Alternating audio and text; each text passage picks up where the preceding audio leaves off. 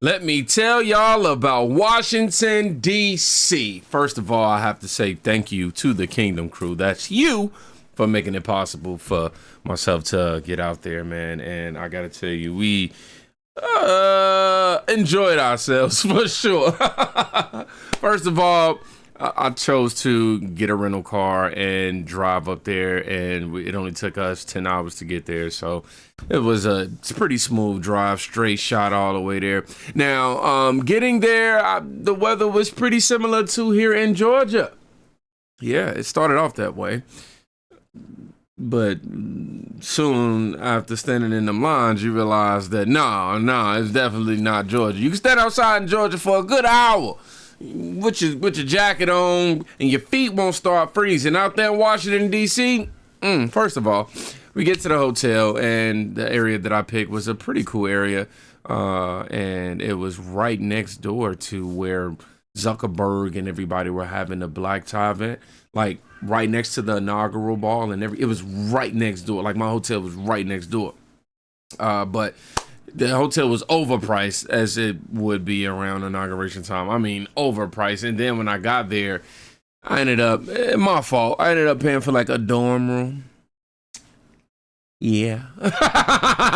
Found out that I was paying for like a dorm room, and the four other people ended up having to scramble up what I had to make it a room, a dolo room, okay, and that way I would be able to get out content to you guys. But the internet was horrible, so I wasn't able to do that as easily as I would have liked. However, anyhow, get out there, and of course, the first thing I want to do is go to the rally. Mind you, I'm not thinking of the inaugural ball and none of that. So I get there, I finally hit up Will Call, and I see everybody's outside. Can't find nowhere to park. I'm terrified because I'm like, oh my gosh, should I park here? Finally found somewhere to park, got inside, got my ticket and everything, and I was just super excited. And after I left that, I went home and got myself prepared for the next day. Next day comes, that Sunday, I'm ready for the rally. Mind you, I'm going home that Saturday night, I might add. I'm going back, and I see the whole building, the black tie event going on. Zuckerberg apparently and everybody over there. I didn't know, though. I'm so oblivious. I ain't looking at none of the itinerary. I'm just thinking rally, inauguration. That's it. Anyhow, next day come. Get prepared for the rally. I think I'm cool. I'm out there with my nice little red jacket on. Well, which, if you want to call it that, with a turtleneck, with my little Trump scarf. I thought I was doing my thing. You feel me? I had a hat for my hat, as somebody noted. And I stood outside. Maybe we probably went out there, like 10:30 a.m. Stood out there until maybe like 4 o'clock. Yes, it was cold.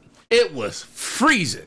So, with that being said, when you go to DC, wear everything you packed at once. I'm serious. Don't go out there and just wear one outfit. Wear everything that you packed at once. But the people in the line were extremely cool, welcoming. The vibes were great. The protesters that were there were even great. They kept to themselves. They weren't trying to interfere, none of that.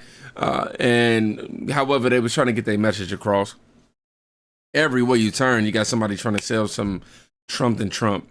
And the line was so long that I had to ask somebody. I was hungry and I had to use the bathroom. I had to ask somebody. I was like, look, can y'all hold my spot? They was like, man, I'm hungry. I'm like, well, shoot, I'll get y'all a piece of pizza. Hold my spot. Woo. We traded off like that. I went in. I got me something to drink. I probably had like 2 drinks. I ain't gonna lie. I had like 2 shots of Jack Daniel because we was outside trying to warm up. You feel me? I was trying to be smart. Anyhow, ordered some pizza. That took about a good 30 to 40 minutes alone. So I was pretty happy when I came back to the line and we moved up fairly far. But even then, by the time we got back, it was around like, I'm gonna say like 2:30. We ate the pizza, stood in line for about another hour and a half, and rally was over. So yeah, that's when I made the statement. Damn, we came all the way to DC to march. But I didn't complain whatsoever. my intention was to get out there. I couldn't afford to get a cameraman. However, the donations that you guys gave me were literally the reason why I had enough for the hotel room and took care of that and got my rental taken care of. So the extra fees and everything that came about from it, I couldn't have been more, I ain't gonna say I was prepared, but least I can do, right? The kingdom got me out there. So I wasn't able to go to the inaugural ball, stood outside of there for a little while, and wasn't able to get. So I literally, the next day comes around, I get to, what you call it? I get to the actual inauguration. So we decided we wanted to get, oh, even before I say that, right after the rally, once we realized we wasn't gonna make it in, it started snowing. Like, it was a blizzard. And on top of it being a blizzard, we couldn't find the car. Like, at all. Like, we couldn't find the car, bro. Like, oh my gosh, when I tell you that was the scariest. What made it scary was my phone was getting ready to die. Both of our phones. Literally. Gone. And I pinned the location of the car, but because I was rushing to get to the rally, man, I didn't look at no landmarks. I just got out the car and started going. That was just it. So by the time I came back looking for the car, I couldn't find it. We was outside for another 2 hours trying not to argue. Because you can get a little anxiety going through the roof, phone down, you don't know nobody, you don't even know how to ask for help. The pin location ain't even taking you to where you pinned the location. So yeah, all that was going on. But managed to because Trump was there, they was cutting off a lot of roads and things of that nature, and that actually helped me because we were getting ready to go down one particular road, and after an hour searching for the car, mind you, freezing. Like, I can't feel my fingers, toes, nothing. We get ready to go down the road, and the officer redirects us, like, no, you can't come over here, go this way, yada, yada. We like, all right, bet. So we go that way, and we trying to get back to the spot where the officer redirected us from, ended up accidentally coming up on a parking lot with the car. And that was how we made it back to that. Anyhow, then the next day, the inauguration. So we like, all right, we're going to be prepared today. You know what I'm saying? We're going to be prepared. We are going to dress super warm. Make sure I put some jogging pants under my jogging pants. And then I put on my, slacks. I had on white beater on top of a t-shirt, on top of right